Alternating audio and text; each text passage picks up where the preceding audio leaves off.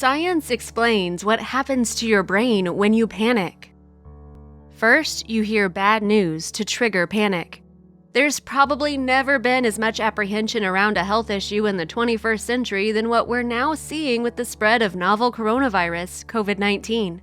As of this writing, California, New York, Illinois, and Connecticut have all issued stay-at-home orders to its citizens to prevent the spread of the virus.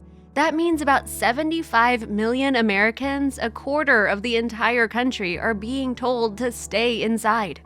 Even in states where there are no such requirements, businesses are closing their doors and people are staying inside. In other countries, there are even lockdowns and forced quarantines. Many are stuck overseas as their home country issues travel bans and visa restrictions. On an individual level, people are anxious and uncertain. These are entirely reasonable human responses to such an event. However, unless managed, this uncertainty, anxiety, and fear can swell into full-blown panic. You mustn't allow this to happen. We mustn't let this happen. Now, the good news. While outside events aren't within our locus of control, besides taking safety measures ourselves, of course, we can indeed influence how we respond. By understanding how anxiety works, we can effectively manage it.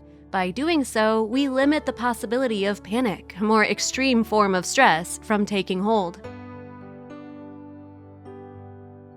Anxiety, fear, and panic are all inside the mind. This assessment isn't just some cliché, indeed, it's science. Per the Mayo Clinic, anxiety is all in the head. Short and sweet. Several areas of the brain are involved in the anxiety response, which is triggered when the amygdala senses trouble. An important thing to mention here is that the amygdala responds whether or not the threat is real, imagined, or anticipated. When activated, the amygdala releases a flood of hormones, including the stress hormone cortisol and adrenaline. Scientists call this process fight or flight, which enabled our distant ancestors to survive in life or death situations. Of course, the number and degree of life or death scenarios that we currently face pale that of our forebears. The problem, our neural circuitry hasn't evolved much since this time. In other words, the underlying brain structure that was around when we slept among wild beasts who wanted to kill us remains pretty much intact. While our survival mechanism is necessary for those increasingly rare live or die scenarios, it can be a hindrance when trying to remain calm amid crisis. Let's discuss how this mechanism works. 1. When alarmed, the brain's amygdala is immediately on guard. In turn, the amygdala alerts multiple other regions of the brain to the potential threat. This is when we notice that typical fear response: rapid heartbeat, sweaty palms, a spike in blood pressure, and a surge of adrenaline. All of this transpires before you're even aware of why you're afraid. 2. It is only after the deeper brain structures are alerted to the threat that the conscious part of the brain, the prefrontal cortex, PFC, tries to make sense of what is going on. Signals are sent to the thalamus and then to the cortex for the gathering of raw data. The cortex then decides whether a fear response is required. If it is, the cortex signals the amygdala and the body stays on alert. Panic sets in under one of two conditions. 1, the stimulus, outside event, internal thought, or emotion is overwhelming, which triggers heightened anxiety response. Or 2, the onset of symptomatic anxiety disorder has hijacked the response. In the case of panic disorder, PD, the second condition may precede the first. Per the Anxiety and Depression Association of America, ADAA, between 2 to 3% of Americans experience PD in any given year. The ADAA distinguishes between normal anxiety and an anxiety disorder, generalized anxiety disorder, or GAD.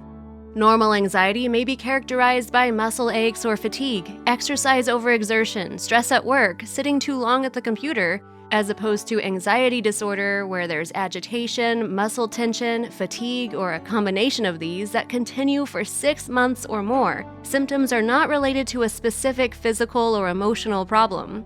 Normal anxiety is worry about a work deadline, school exam, or upcoming medical appointment. Anxiety disorder is chronic and continual worry that disrupts social activities and interferes with work, family, school, and relationships. Normal anxiety is difficulty concentrating, relaxing, or sleeping when faced with a job loss, illness, or relationship difficulties. Anxiety disorder is difficulty concentrating, irritability, or sleep disturbance on the majority of days for at least 6 months. For the remainder of this video, we are going to assume that you experience normal anxiety on occasion. In times of crisis, such as what the world is now dealing with, you may find that instances of normal anxiety may become more frequent. What distinguishes normal anxiety from an anxiety disorder is that the removal of the stimulus, in this case COVID-related events, results in the relief of many anxiety symptoms. Please note that the next section, which deals with the short-term relief of anxiety and panic, may be of benefit for both groups. However, intervention and treatment are often required for individuals with an anxiety disorder.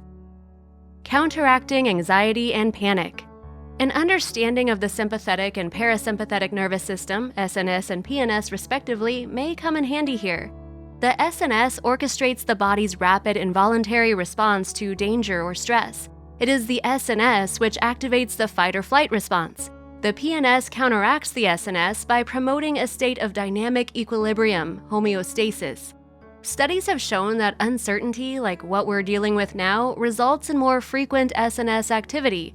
Other factors also contribute, including the absence of an emotional outlet, feelings of non-control, and feeling a lack of support or hope.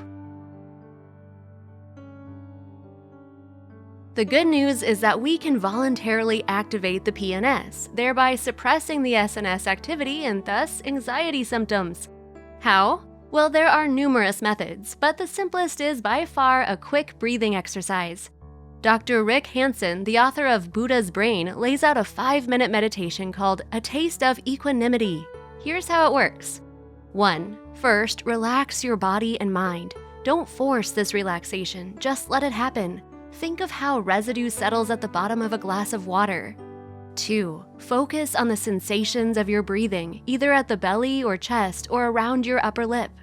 3. Mindfully, moment by moment, attend to the quality of your experience. Are the sensations you're experiencing pleasant, unpleasant, or neutral? 4. Observe as your mind automatically shifts into a mode of patience about whatever arises. You'll feel at ease, a relaxed and undisturbedly pleasant state. Accept these feelings.